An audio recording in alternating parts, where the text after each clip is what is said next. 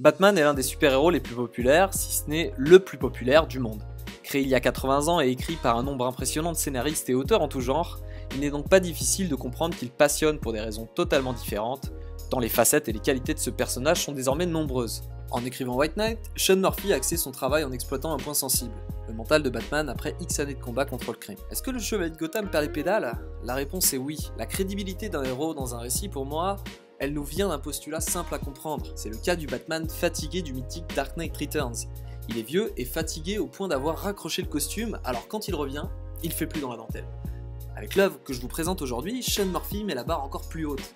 Batman pète une diurétique XL puisque le Joker est soigné, et ce dernier revient vivre à Gotham sous l'identité de Jack Napier, sauveur de Gotham. Avec un personnage comme Batman, ce que l'on sait de lui, on peut penser assez rapidement qu'il est facile de rendre zinzin un mec sans super pouvoir qui tabasse des criminels chelous la nuit, le tout habillé en chauve-souris géante.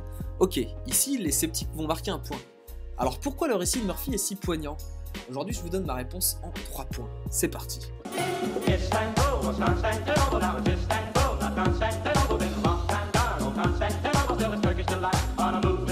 Pour rendre parfaitement crédible la chute d'un mec qui endure tous les jours une haute dose de violence criminelle aussi bien physique que mentale, il faut faire un boulot dingue et avoir du talent.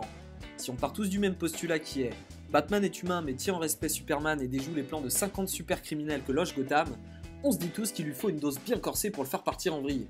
De ce fait, dans ce récit, l'intrigue est double. A-t-il vraiment pété les plombs? Et si oui, comment est-ce possible? L'intro du récit suffit à nous faire poser ces deux questions. Et ouais, c'est assez puissant, tant de possibilités s'ouvrent à nous en lisant ces cases. La victoire du Joker face à Batman résiderait-elle en sa guérison? Est-il d'ailleurs réellement guéri? Nous manipule-t-on? Pour ne spoiler personne, je dirais simplement que ces questions résonnent en nous tout au long du récit. Le héros est dans tous les cas sur une fine pellicule de glace, ou tout du moins, son état de santé mentale est mis à l'épreuve de manière parfaitement inédite. Après tout ce que l'on connaît du Joker, certains d'entre nous douteront jusqu'au bout de la sincérité de Jack Napier et des nombreux échecs de Batman. Mais Sean Murphy a le don de nous remettre en question case après case sur la réalité des choses. En bref, l'intrigue se montre au niveau des meilleures enquêtes du plus grand détective du monde, sauf qu'ici, c'est aussi nous qui enquêtons page après page pour savoir d'où vient le hic dans cette affaire.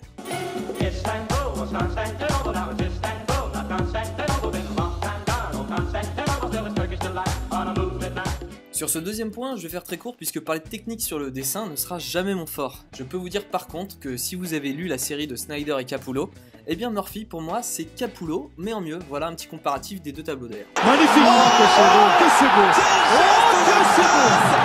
Donc c'est beau, putain que c'est beau, et mon dieu que ça matche bien avec les ambiances qui s'imposent quand on veut voir Gotham sous toutes les coutures. Chapeau bas l'artiste.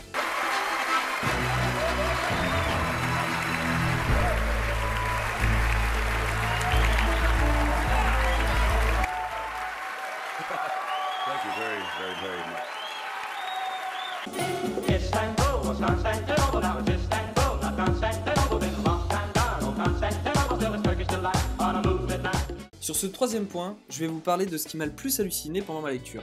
Peu importe notre niveau de connaissance sur Batou, on est tous d'accord pour se dire que ce type a des plans de secours pour ses plans de secours, et qu'il est quasiment impossible de le faire tomber plus bas que terre. De ce que j'ai pu lire de mon côté, à chaque fois qu'il est au fond du trou, il y a toujours quelque chose ou quelqu'un qui finit éventuellement par l'extirper d'une mort ou d'une défaite certaine. On a souvent l'exemple de la Bat-Famille qui ramasse les pots cassés en cas de mental ou d'os brisé. Ici, Murphy va esseler Batman et étape par étape va couper les branches auxquelles il pourrait éventuellement se raccrocher. Son pétage de plomb dans le récit a fini par me faire poser cette ultime question.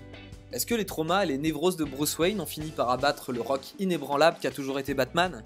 Tout ça pour vous dire que si on aime vraiment le personnage et ses multiples facettes, avec ce comics, Sean Murphy vient nous mettre un petit coup derrière la nuque pour nous faire prendre conscience qu'au final, il est possible de rendre Batman totalement vulnérable aux blessures du temps, sans pour autant jouer du cliché et pomper sur des récits similaires. Pour ces raisons, je le classe comme parmi l'une de mes 5 meilleures lectures sur le personnage, et si ce n'est pas encore un classique, c'est au moins un indispensable à avoir, comme l'avait si bien dit Gordon. Écoute, c'est beau parce qu'on finit les reviews sur une critique où nous sommes d'accord.